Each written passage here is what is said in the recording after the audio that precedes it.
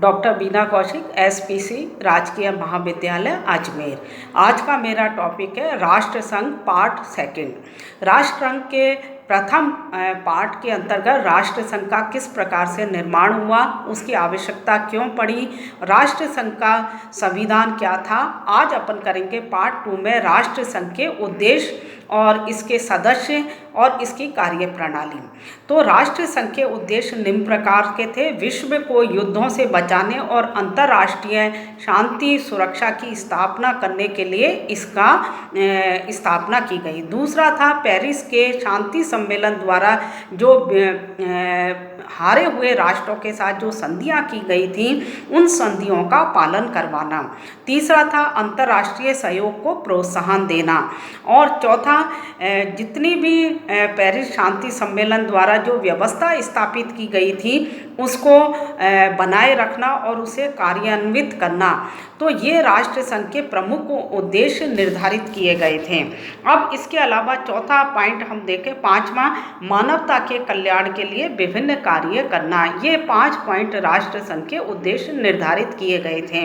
अब इसके सदस्य कौन थे? तो राष्ट्र संघ के विधान या संविधान की पहली धारा के अनुसार राष्ट्र संघ के प्रारंभिक सदस्य वे 32 राज्य थे जिन्होंने पेरिस की संधियों पर हस्ताक्षर किए थे। 13 अन्य तटस्थ राज्यों को भी 2 माह के अंदर सदस्यता ग्रहण करने के लिए कहा गया था। इसके अतिरिक्त भविष्य में अंतर्राष्ट्रीय कानून को मानने के लिए तैयार किसी भी राज्य या उपनिवेश को साधारण सभा के 2/3 बहुमत से इसका सदस्य बनाया जा सकता था। 1920 तक 42 राज्य इसके सदस्य बन गए थे। कोई भी सदस्य 2 वर्ष की पूर्व सूचना देकर राष्ट्र संघ से पृथक भी हो सकता था। राष्ट्र संघ के नियमों का उल्लंघन करने वाले किसी भी राज्य को परिषद के द्वारा उसे उसकी सदस्यता से मुक्त किया जा सकता था। तो राष्ट्र संघ के संबंध में अपन देखें तो राष्ट्र संघ के सदस्यता प्रारंभ में उन देशों को दी गई थी जो कि इसके उद्देश्यों से सहमत थे और उन्होंने विश्व में युद्ध समाप्त करने में उनकी महत्वपूर्ण भूमिका रही थी। अब उसके बाद में संयुक्त राष्ट्र अमेरिका कभी भी इसका सदस्य नहीं रहा। जर्मनी को 1926 में इसकी सदस्यता दी गई, जिसने 1933 में इसे छोड़ दिया। रूस को 1933 में इसका सदस्य बनाया, परंतु 1940 में वो इस संघ से अलग हो गया। जापान ने 1933 में और इटली ने 1937 में इसकी सदस्यता छोड़ दी। द्वितीय विश्व युद्ध के आरंभ होने के समय इसके सदस्यों की संख्या मात्र 46 रह गई थी। तत्कालीन समय में विश्व की महाशक्तियाँ इसके सदस्य नहीं रहीं। तो इस प्रकार इसके सदस्यों बनाए भी गए और कई सदस्यों को इससे पृथक कर दिया गया और कई सदस्यों ने अपने स्वयं इससे अलग भी हो गए। अब राष्ट्र संघ के संविधान की आधारभूत क्या विशेषताएं थीं?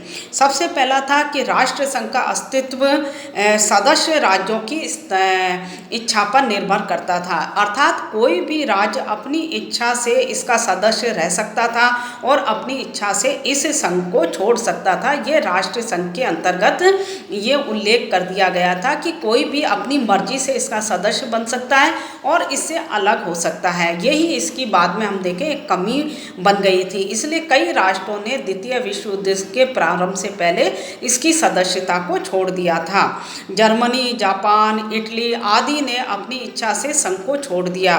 नए सदस्यों को असेंबली के 2/3 सदस्यों के बहुमत से इसमें सम्मिलित किया जा सकता था। दूसरा, इसकी विशेषता थी कि यह मजबूत संघ नहीं था। राष्ट्र संघ के पास अत्यंत सीमित शक्तियां थीं। राष्ट्र संघ का अस्तित्व सदस्यों के सहयोग पर टिका हुआ था। इसका संविधान कठोर था। नए सदस्य के संबंध में 2/3 बहुमत आवश्यक था। इस कारण इसका विकास अधिक नहीं हो पाया। उसके बाद अगली विशेषता है शांति संधियों को क्रियान्वित करने का दायित्व राष्ट्र संघ के ऊपर था। पेरिस की शांति संधियां जो मित्र राष्ट्रों ने पराजित राष्ट्रों के ऊपर उनकी इच्छा के विरुद्ध लादी गई थी। इस कारण उससे ये अपेक्षा की जा सकती थी कि वह अपने सदस्य राष्ट्रों के साथ समानता का व्यवहार करेगा और अंतर्राष्ट्रीय समस्याओं को समानता की दृष्टि से रखते हुए शांतिपूर्ण तरीके से हल करेगा। तो राष्ट्र संघ की एक और ये विशेषता है कि उसके ऊपर जो भी पेरिस शांति सम्मेलन में संधियां हुई उनको क्रियान्वित करने का दायित्व सौंपा गया। अगली थी यथास्थिति बनाने का समर्थक। राष्ट्र संघ की एक अन्य और विशेषता ये थी कि मित्र राष्ट्र उसका प्रयोग यथास्थिति बनाए रखने के लिए करना चाहते थे और जो भी युद्ध के द्वारा मित्र राष्ट्रों को या विजेता राष्ट्रों को जो भी फायदा मिला था वो स्वयं उसमें उस लाभ को रखना चाहते थे। अगली विशेषता है कि जीते हुए राष्ट्रों का पराजित राष्ट्र और सोवियत संघ के विरुद्ध एक संगठन के रूप में इसका उपयोग किया गया था। धन्यवाद।